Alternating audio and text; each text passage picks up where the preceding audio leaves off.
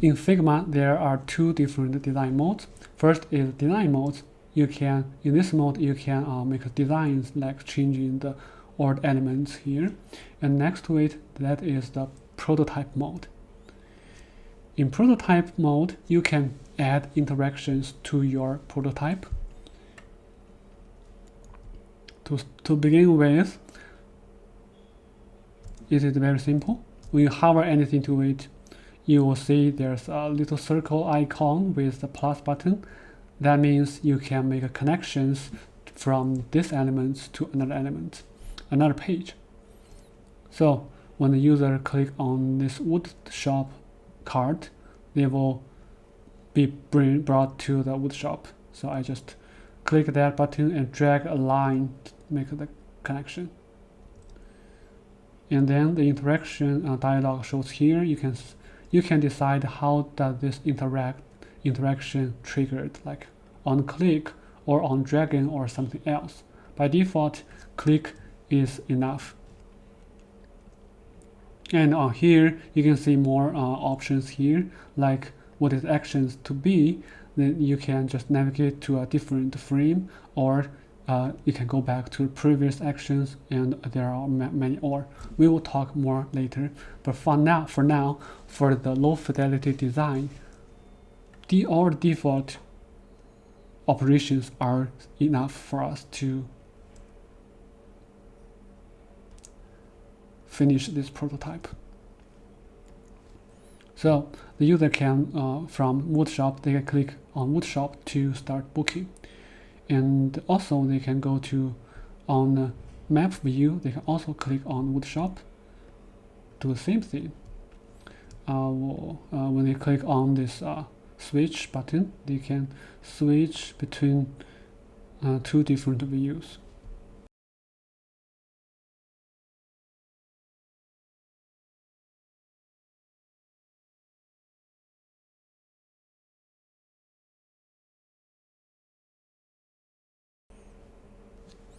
And also remember, we have a back button. You click back, you can drag this back to here, and maybe you can also single click and go to interactions below prototype, add a new interaction. The trigger is click, and the action is back. So on this button, when this button is clicked, this will always go back to the previous screen whenever it is from. So this will be more dynamically. So we'll do this same thing for this back button, back, and back, because we don't have another page. So I will not add this here. If you would like to make this app more realistic, you can add additional page above this one, like the buildings page, so that users can select a different building and select the space in that building. Okay, that is done. Let's try it. Okay, before you preview, you can deselect everything and go to prototype and make sure you have selected a device that is what you use for your prototype. So currently, because I use the iPhone 16, so here I select iPhone 16. Once my device is selected for prototype, I will select one of the screen or one of the frame for my screen and start play it. By clicking present button, my prototype will be opened on a new screen or new tab.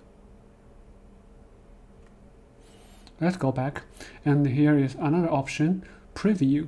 When you select this preview, your prototype will be opened on a new window that is float everything. I like this mode during the design process because I can, when I'm trying this prototype, I can also make any changes if needed, and everything will be updated in real time. So this is more convenient for you to edit your prototype here. And also you can scroll your screens anytime. Also, you can scroll your screens as needed if your screen is longer than the actual device. For the AI icon or AI button, it should be floating button, which means they should always stay on the same position no matter what I do. How to do that? Go back to your design file and select this button. When you select it under prototype, you can see there's a scroll behavior, which means when the user scroll this screen, how do you want this to be response to that? There currently is scrolling with parent. The parent means the entire screen. And you can also add this to fixed, which means this always stay on the same location. So when I scroll the screen, as you can see, it always stay here.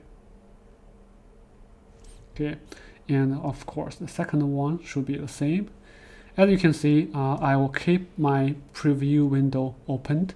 When I select a different window, it just jump to that window. And I keep this, I select this AI icon, AI button, and change the scroll behavior to fixed. And now it works. Okay, now I think I'm good enough. Okay, let's try it here. So I will start from the dashboard screen, and I can switch different map, switch between the listing view and map view, and I can start to conversation with AI. And scroll down, yes. Okay, there's a reservation page, and select the options and preview. Here is the preview window and submit. It's successful. Oh, here is another issue. In my prototype, you can see I have titles on each page, but here the title is disappeared. This will cause confusion when you are doing the usability testings. So I believe because this is right below the screen area of the frame, so move it down a little bit to make sure it is displayed here. Okay, I will do the same thing here. Preview, and my woodshop should be down here. It doesn't have a title, and other page is also good. Yeah, I think that is good. Okay, let's try this prototype. And I want to switch between list view and map view. This is the map view and list view, and I'm going to reserve a woodshop and select the time slot and tools and preview and submit. It is successful. And let's go back to home and try AI feature. So AI feature works. Do you want to make a reservation? Yes.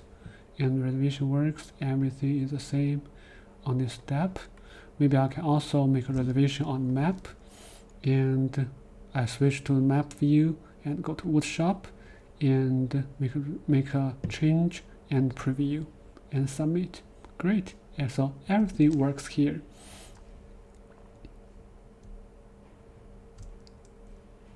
Great. So that is the process of the prototyping on this low fidelity prototype. In this demo, I only showed one goal of the user in this app, and of course in your project there should be more. So we started from the final sketches we created previously, and based on this we created the basic screen with the basic layout and elements, and then we expanded our screens and elements with different states of the screen and the extended functionalities of the screen.